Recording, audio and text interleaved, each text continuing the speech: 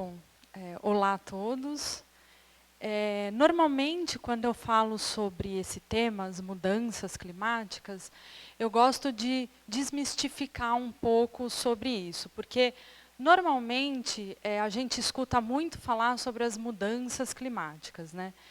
E aí, tudo que a gente vê no tempo, de uma forma geral, então, se choveu muito, mudanças climáticas. Se não choveu nada, mudança no clima.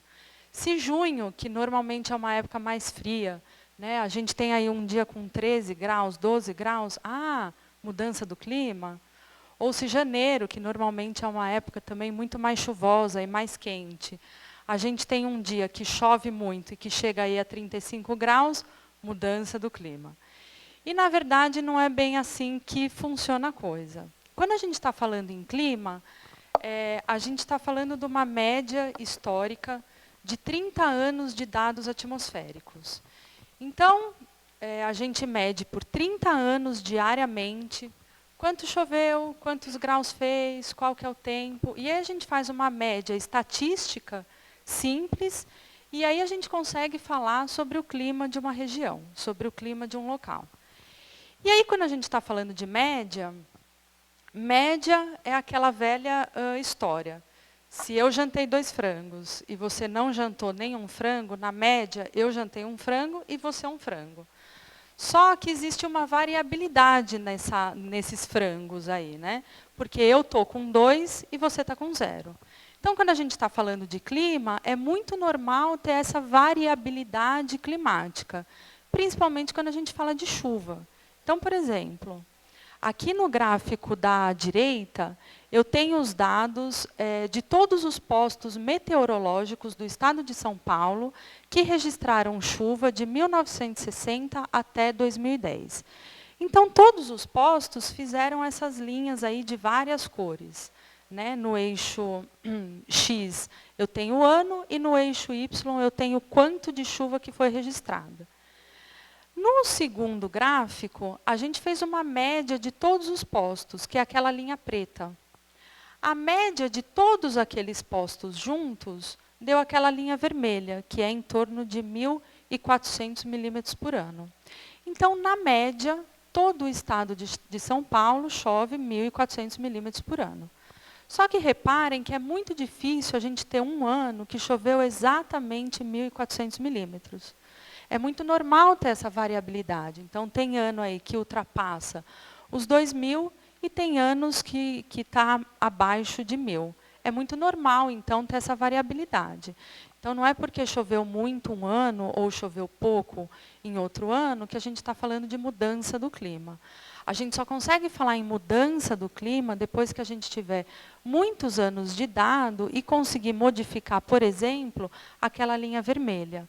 Aí sim a gente pode estar falando que o clima está mudando. Então, quando vocês escutarem aquela velha frase, né?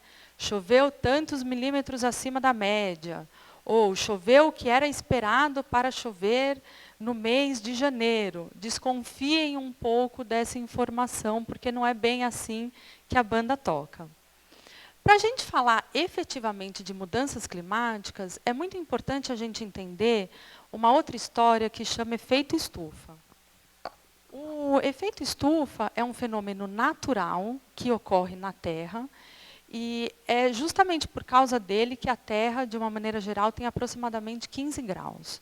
Se não fosse ele, a Terra seria em torno de 30 graus mais fria do que ela é hoje. Então, imaginem que a Terra está dentro de uma estufa, que é essa figura aqui do lado direito. Os gases de efeito estufa, que são gases naturais, seriam como se fosse o vidro da estufa. E aí, então, entra a radiação chega até a gente, parte dela volta, fica presa no vidro e outra parte retorna. Essa parte que fica presa, então, no vidro, faz com que a Terra esquente e tenha aí aproximadamente 15 graus, que nem eu falei. No entanto, nos últimos anos, o que a gente reparou? Né? O que tem dito? que uma série de atividades humanas, e dentre essas atividades dá para destacar indústria, as áreas agrícolas, dentre outras, a gente tem tido um excesso desses gases de efeito estufa. Então, o nosso vidrinho ali, ele ficou muito mais grosso, de uma forma geral. Então, a radiação chega, parte dela passa, e aí, então, fica presa ali na Terra. E aí, a Terra esquenta. E a isso a gente dá o nome de aquecimento global.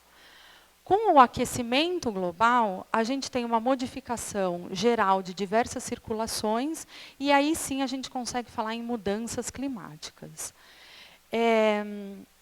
Nos cenários futuros de mudanças climáticas, o que tem visto é que a gente pode ter uma série de eventos extremos.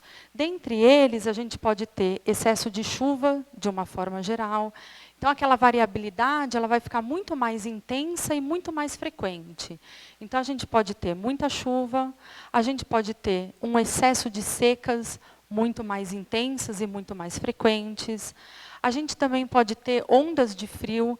Então, se a gente acha que porque está ficando mais quente a Terra, a gente não vai ter frio, a gente se engana, porque a gente pode ter muito mais ondas de frio de uma forma geral.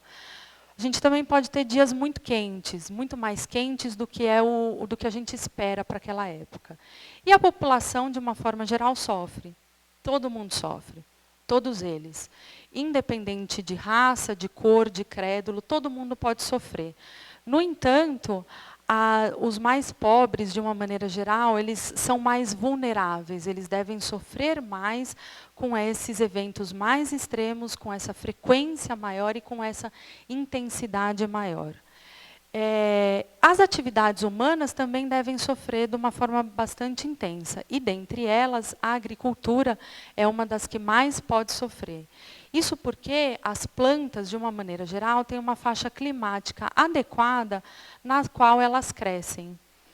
Modificando, então, essa faixa do clima, as plantas devem sofrer de uma forma bem intensa. Aqui, então, a gente tem alguns exemplos, como a soja, o feijão, né, que podem perder essa área que é climaticamente adaptada ao plantio. Então, a gente pode perder aí aproximadamente 7,6 bilhões de reais quando a gente está falando de soja. Isso num cenário climático futuro mais quente. Ou aí mais de 400 milhões de reais quando a gente está falando em feijão. Ou, por exemplo, mais de 1 bilhão de real quando a gente está falando em milho. E assim a gente vai. Uma série de culturas devem sofrer de uma forma bem intensa quando a gente fala de mudanças do clima de uma forma geral.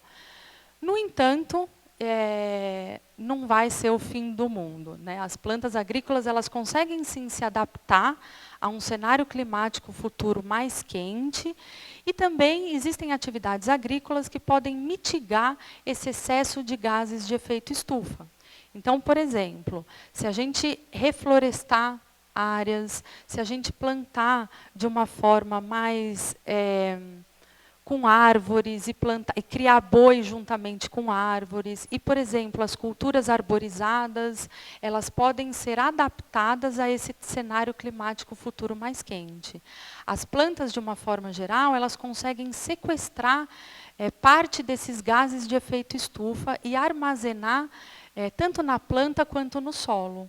Então, embora as atividades agrícolas sejam também responsáveis por parte dessas emissões desses gases, elas também podem sequestrar grande parte desses gases. E, para finalizar, o que eu queria falar é que, na verdade, a responsabilidade é toda nossa. Então, se o ser humano, de uma maneira geral, e se as atividades agrícolas incluem nisso, né, atividades mais sustentáveis, atividades que consigam sequestrar parte desses gases e atividades que possam ser energeticamente mais limpas, a gente consegue adaptar as plantas agrícolas a esse cenário climático mais quente e também mitigar grande parte desses gases de efeito estufa. Então, a responsabilidade é toda nossa. Boa tarde.